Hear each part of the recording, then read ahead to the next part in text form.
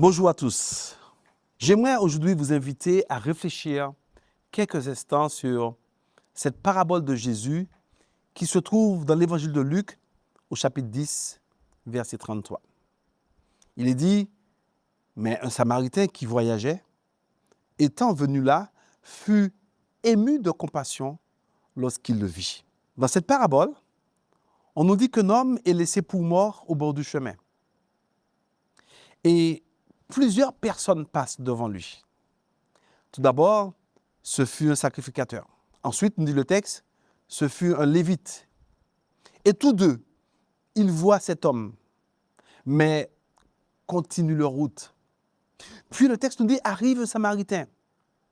Et la Bible dit simplement, il le vit.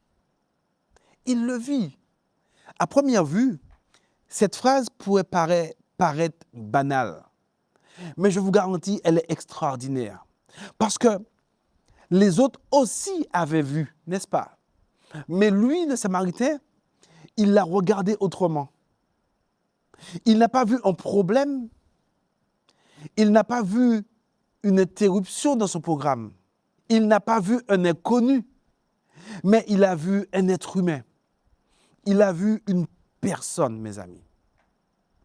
Vous savez, aujourd'hui encore, nous vivons entourés de visages. Nous croisons beaucoup, mais beaucoup de personnes dans la rue. Nous échangeons avec nos collègues. Nous rencontrons nos voisins assez souvent. Nous venons à l'église chaque sabbat. Et bien souvent, je vous garantis, nous regardons toutes ces personnes sans vraiment les voir. D'ailleurs, nous vivons à une époque où nous sommes connectés à tout le monde, mais où beaucoup de personnes souffrent de solitude. Nous savons même ce qui se passe à l'autre bout du monde, mais nous ignorons bien souvent la souffrance de quelqu'un qui est juste à côté de nous. Mais l'histoire de Samaritain nous rappelle une vérité essentielle. C'est que mon prochain a un visage. C'est le visage d'une personne découragée.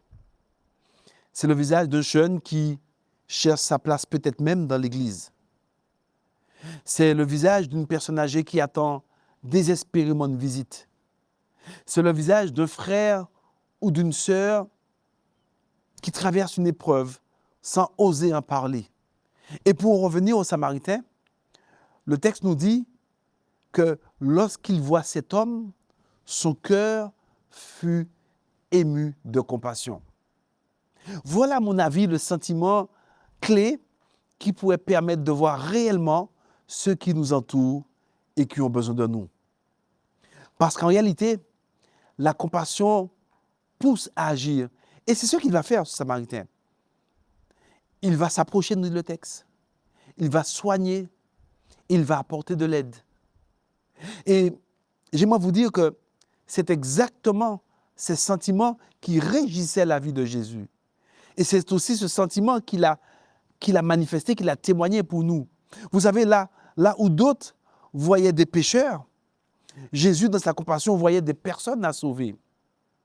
Là où d'autres voyaient des exclus, Jésus voyait des enfants de Dieu. Et donc, aujourd'hui, mes amis, nous qui nous disons être ses enfants, nous qui disons être des enfants de Jésus, Jésus nous invite aussi à porter le même regard sur ceux et celles qui nous entourent. Alors, permettez-moi de vous poser une petite question. Quel est le visage que Dieu place devant vous aujourd'hui? À qui pouvez-vous téléphoner aujourd'hui? Qui pouvez-vous encourager? Qui pouvez-vous visiter? Ou pour qui pouvez-vous prier? Mes amis de grâce, laissez-moi vous dire une chose. Ne laissons pas notre foi se limiter uniquement à de belles paroles. Mais demandons au Seigneur de nous donner des yeux qui voient. Demandons au Seigneur de nous donner un cœur qui aime, un cœur rempli de compassion. Demandons au Seigneur de nous donner des mains qui apportent de l'aide. Et juste avant de terminer cette petite péricope du livre de Luc, je voudrais vous inviter à prendre quelques secondes de silence.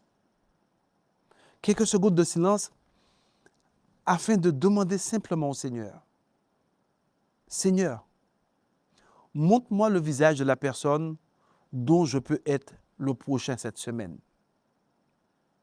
Montre-moi ce visage, Seigneur.